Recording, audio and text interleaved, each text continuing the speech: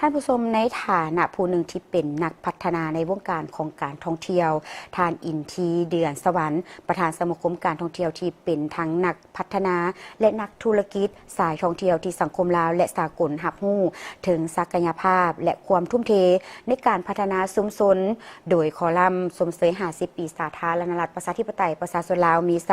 ได้มีบทสัมภาษณ์กับการประกอบส่วนพัฒนาเวียกงานท่องเที่ยวในระยะผ่านมานำเสนอ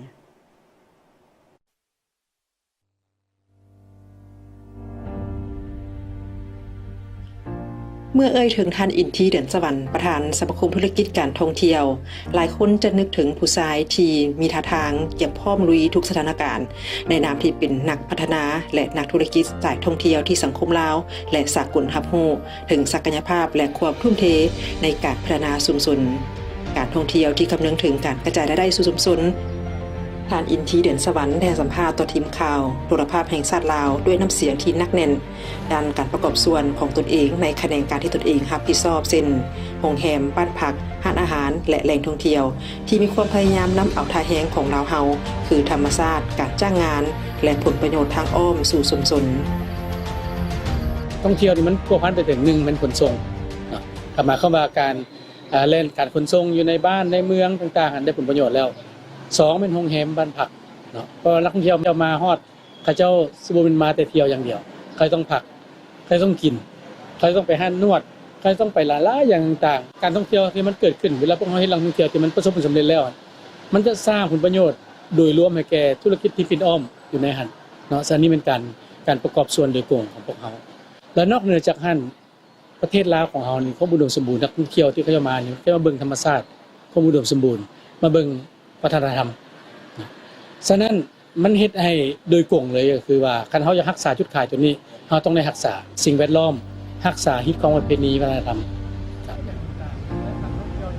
เมื่อตอบคำถามนักข่าวโทรภาพแห่งชาติลาวถึงความภาคภูมิใจที่เกิดเป็นคนลาวท่านอินทีเดือนสวรรค์แม่นตอบด้วยความภาคภูมิใจที่ได้เกิดเป็นคนลาวเกิดในผืนแผ่นดินที่มีความอุดมสมบูรณ์ความเรียบง่ายในการดำรงชีวิตมีเอกลักษณ์ทางด้านวัฒนธรรมและธรรมชาติที่อุดมสมบูรณ์ก็ในนามคนลาวคนหนึ่งข้าพเจ้าก็มีความภูมิใจหลายเนาะที่ว่าเกิดในแผ่นดินที่มีความอุดมสมบูรณ์แผ่นดินที่มีความเรียบง่ายทางด้านวัฒนธรรมแผ่นดินที่มีคนลาวที่เป็นมิตรเป็นคนที่ไปมาหาสู่ฮักแพงกันช่วยเหลือกันเนาะแล้วก็ดีใจที่เกิดในบอนที่มีธรรมชาติที่มีความสวยสดงดงาม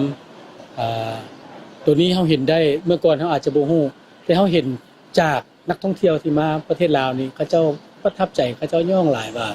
บ้านเมืองลาวเฮานี่มีความงามมีความบริสุทธิ์มีความซื่อมีความใส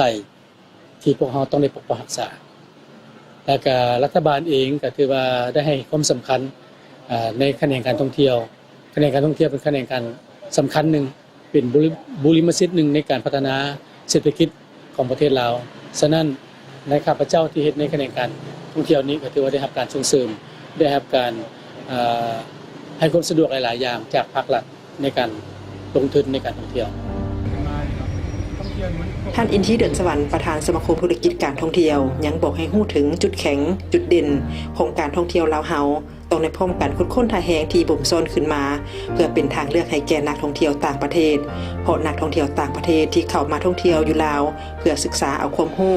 ถึงจะมีค่าใช้จ่ายที่เอาสูงแต่เขาเจ้าได้ฮู้ถึงรายจ่ายที่ไปถึงการพัฒนาชุมชนและคำนึงถึงการรักษาสิ่งแวดล้อมเพราะสิ่งแวดล้อมบ่เฉพาะแต่รักษาอยู่ลาวเฮาเท่านั้นหากยังแม่นรวมไปถึงสิ่งแวดล้อมโลก